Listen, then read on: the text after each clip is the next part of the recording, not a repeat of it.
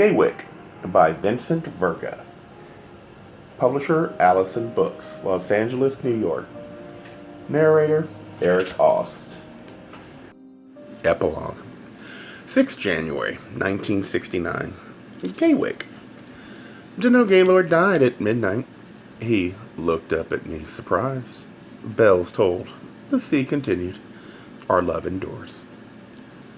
Afterward.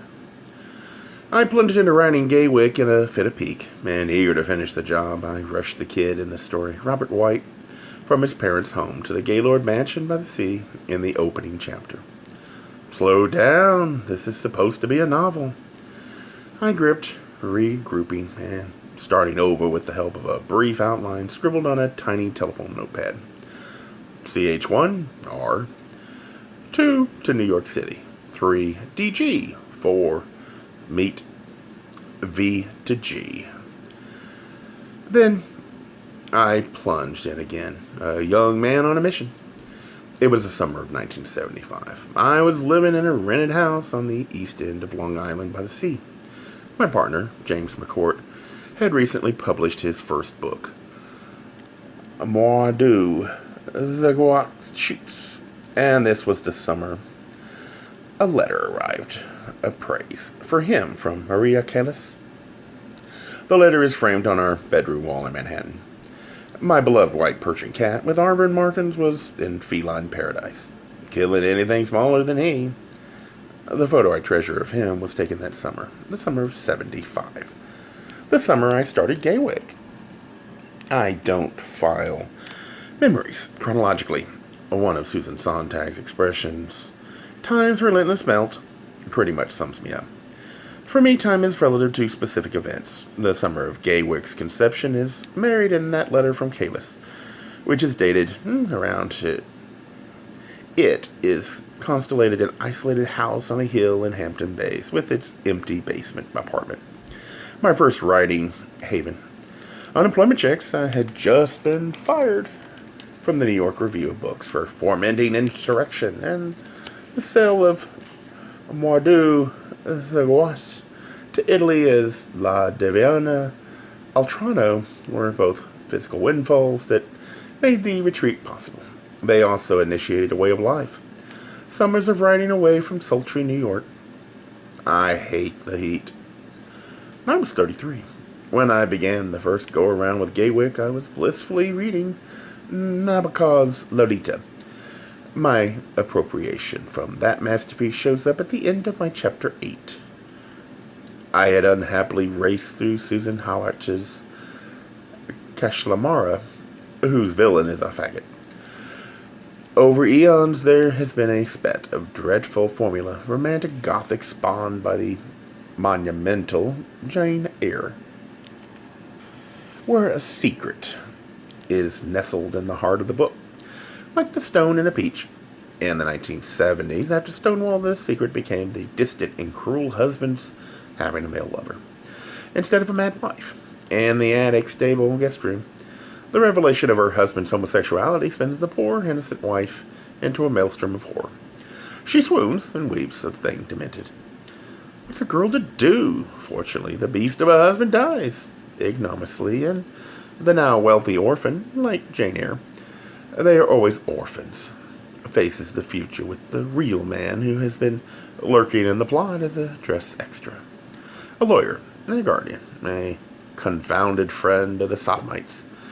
I always thought him odd, cold, heinous. I always thought, you divine, marry me. I knew about these aberrations on the forums because my mother loved the romantic gothic, and having access to books, I kept her supplied. I would occasionally dip into the genre to see if anyone had managed something interesting since Dragonwyck or Rebecca. They rarely did, but I lived in hope. Frustrated hope engendered pique. In the summer of '75, I finally frizzed over the library, gay bashing and exhilarated by Nabokov, provoked by his genius. Lolita could be a boy. I decided to prove that genres have no gender. Man's death in Venice egged me on. I decided to write an historical Gothic romance with a boy as its protagonist. Essentially, it was about claiming territory. It was some years after Stonewall, and ready or not, here we'd come. Now, of course, gay men and lesbians are building homes and raising babies on the territory and in the suburbs of Gaysville. My field of play was not the classic Gothic novels by the 18th century. Romantics like Horace Walpole, who wanted to escape the real world with flights of fancy, inducing emotional frissions. Free to the intellect, I was more captivated by 19th century writers like Charlotte Bronte, who used spooky happenings for spiritual shakeups, while prowling the labyrinthine corridors of self-discovery. Jane Eyre is a woman with no legal rights in a man's world, traveled as little more than chattel. As were all women then, yet she dares to announce her independence. I care for myself. The more sultry, the more friendless, the more unsustained I am, the more I will respect myself. Her audacious statement literally set English society on its ear. Jane Eyre caused a sensation. It was banned from pulpits and reviled in the press for preaching sedition. It is indeed a revolutionary work. Blinding Mr. Rochester in order for him to see. Jane's guiding strength suits Miss Bronte's case beautifully.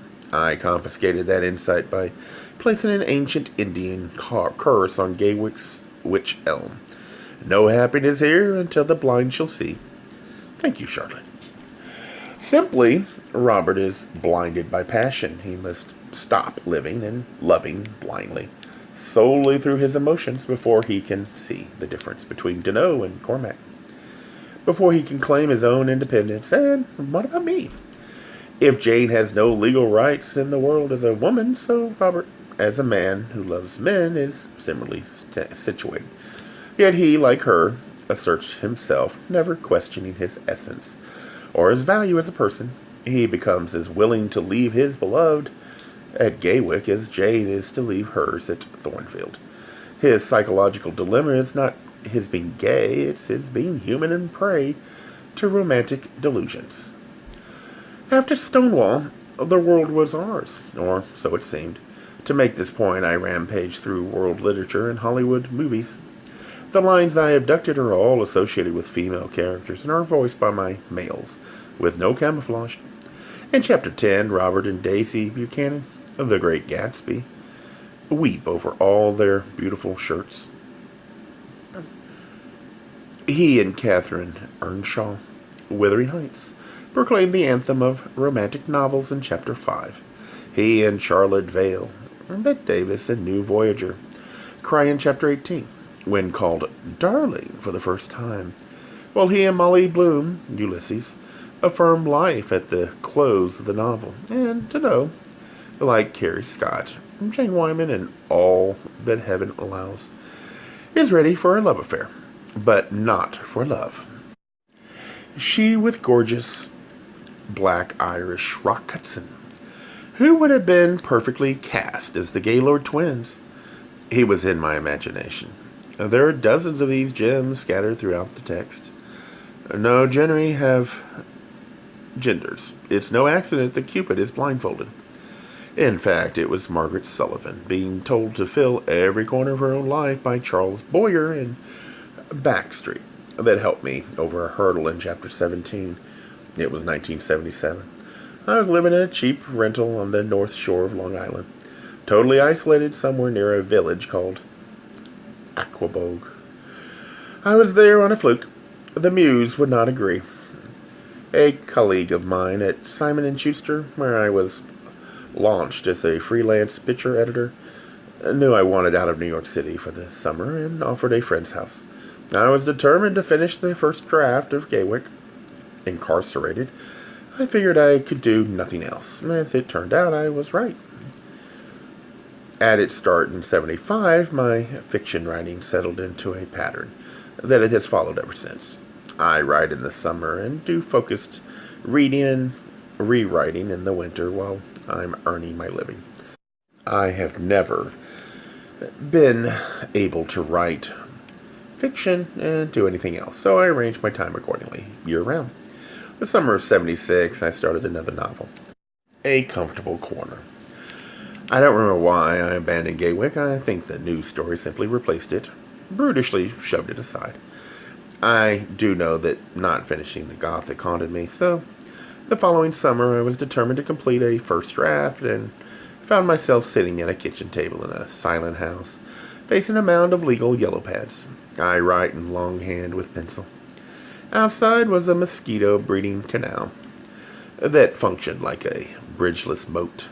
I worked 15-hour days, 7 days a week, with a markedly short break on Saturday to go shopping. At one point, I was done and blocked, ready to hitchhike back to New York City, when I turned on the TV in the afternoon and serendipitously discovered Sullivan and Boyer mid-scene. The muse, a stern taskmistress, goosed me into carrying on. I finished the draft. I wasn't happy with the ending when did what to whom, so I came up with an alternative one. And then with another, and then I realized I needed all three in order to implicate everyone and shatter everyone's illusions. If the romantic Gothic is about self-discovery, I wanted to spread the news around.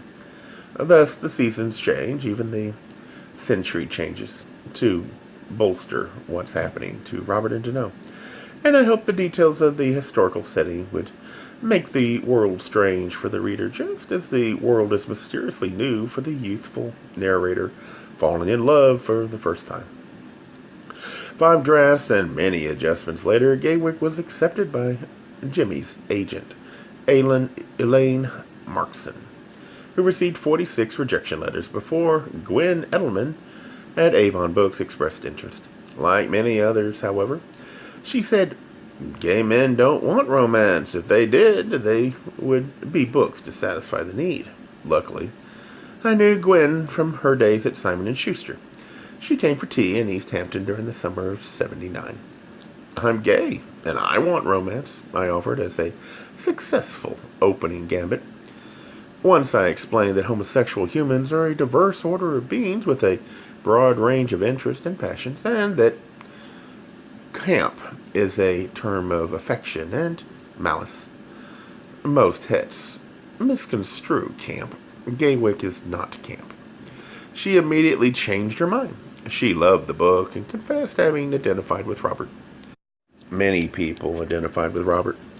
Letters I got, stacks and stacks of them from around the world, including one from 2 young girls in Japan who wanted to come live with me at Gaywyck. People did live in their own Gaywyck.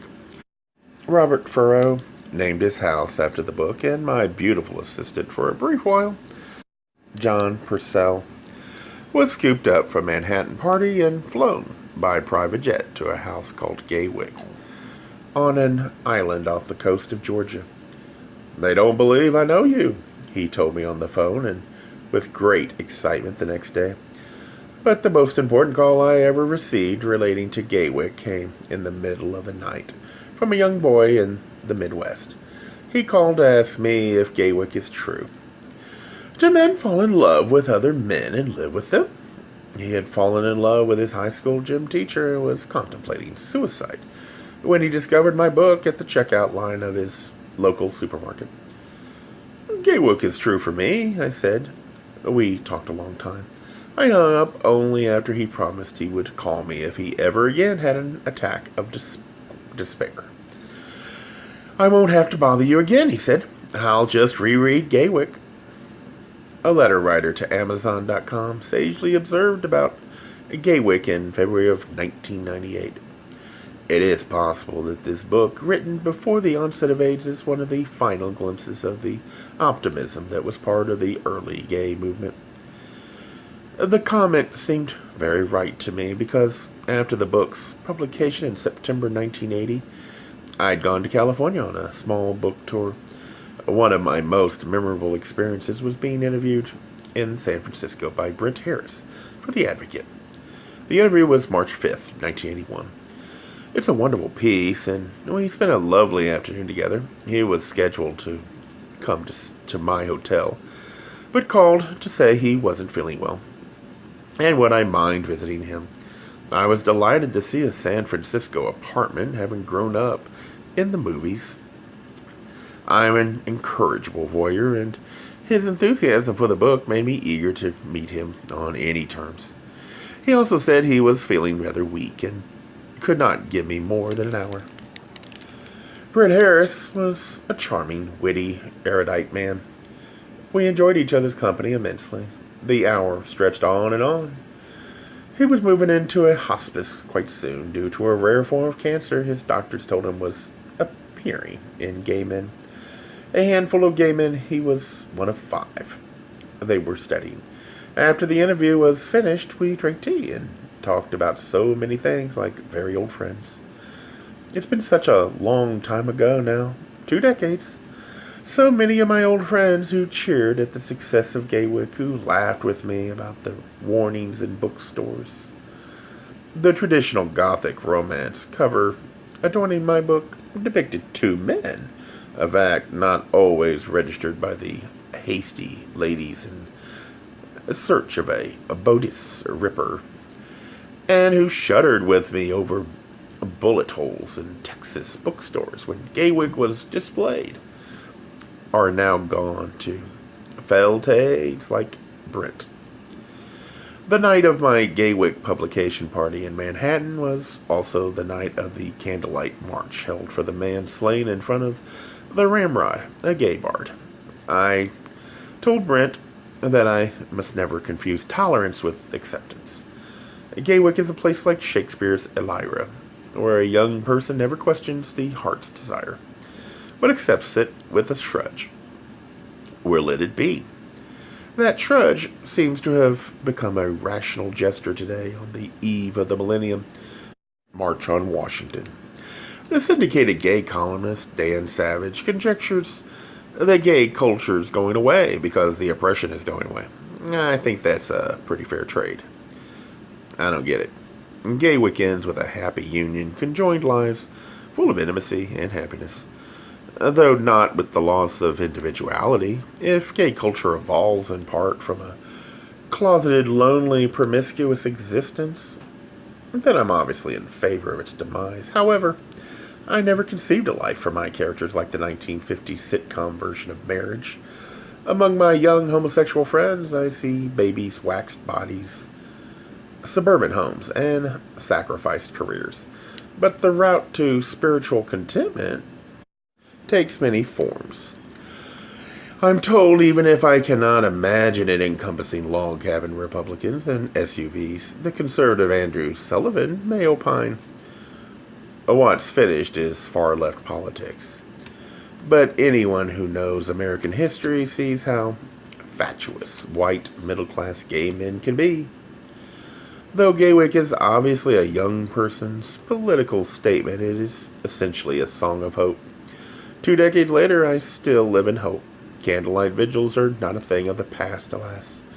There are still heartaches, fits of pique, and always, God willing, writing tables at which I can exorcise the demons and pray in my fashion for that brave new world of my dreams where everyone reaches his and her full potential.